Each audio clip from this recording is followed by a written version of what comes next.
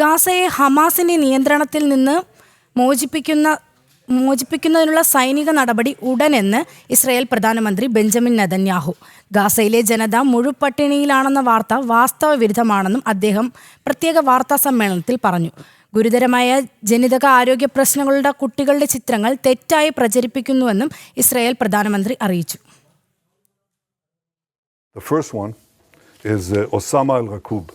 He is in Italy getting treatment because Israel got him out. That's what he looks like today. He has a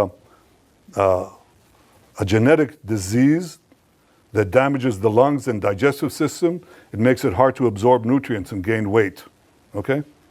So Israel facilitated Osama's travel to Italy, where he got the medical aid that transformed his position.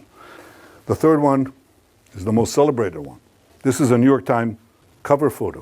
It's on the front page of Muhammad Zakaria Ayub and his mother. Muhammad Zakaria Ayub is suffering from a genetic illness, which you're familiar with. It's called cerebral palsy. His mother is well fed, and his brother is healthy. I'm looking right now into the possibility of a governmental suit against the New York Times because this is outrageous. Of course, the correction was postage size. I don't know where it was buried. ഈ വാർത്തയുടെ വിശദാംശങ്ങൾ ഐസൻ ജോസ് നൽകും. ഐസൻ പറയൂ.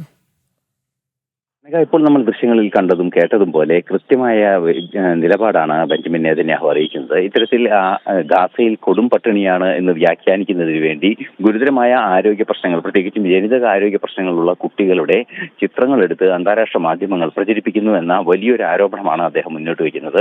അത് ഓരോ കുട്ടികളെയുമായി എടുത്തു കാണിച്ച് വളരെ കൃത്യമായി അദ്ദേഹം പറയുകയും ചെയ്തിരിക്കുകയാണ്.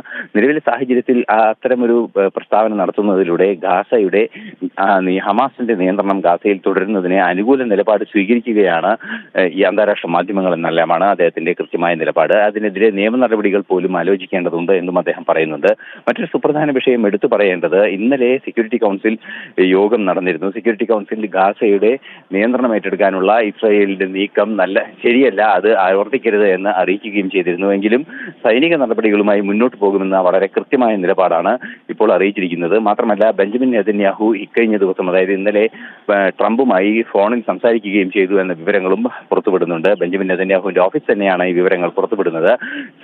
സൈനിക സംവിധാനങ്ങളുമായി ആലോചിച്ച് അധികം വൈകാതെ തന്നെ ഗാസയിലെ ഹമാസിന്റെ നിയന്ത്രണത്തിലുള്ള എല്ലാ മേഖലകളും പിടിച്ചെടുക്കുന്നതിനുള്ള നടപടികൾ മുന്നോട്ട് കൊണ്ടുപോകുമെന്ന നിലപാടാണ് ഇപ്പോൾ അറിയിച്ചിരിക്കുന്നത്. അത് ഔദ്യോഗികമായി തന്നെ ബെഞ്ചമിൻ നെതന്യാഹു അമേരിക്കൻ പ്രസിഡന്റുമായി കൂടിക്കാഴ്ച നടത്തിയ അല്ലെങ്കിൽ ഫോണിൽ സംസാരിച്ച വിഷയം കൃത്യമായി സമൂഹ മാധ്യമങ്ങളിലൂടെ അറിയിക്കുകയും ചെയ്തിട്ടുണ്ട്. നിലവിലെ സാഹചര്യത്തിൽ ഗാസയുടെ പൂർണ്ണ നിയന്ത്രണം ഏറ്റെടുക്കാനുള്ള കടുത്ത നിലപാടുകളിലേക്ക് ബെഞ്ചമിൻ നെതന്യാഹുവും ഇസ്രായേൽ സേനയും കടക്കുന്നു എന്ന് തന്നെയാണ് മനസ്സിലാക്കാൻ സാധിക്കുന്നത്. അനഘ. ശരി, ഇന്റർനാഷണൽ ഡെസ്കിൽ നിന്നും ഐസൻ ജോസാണ് വിവരങ്ങൾ നൽകിയത്.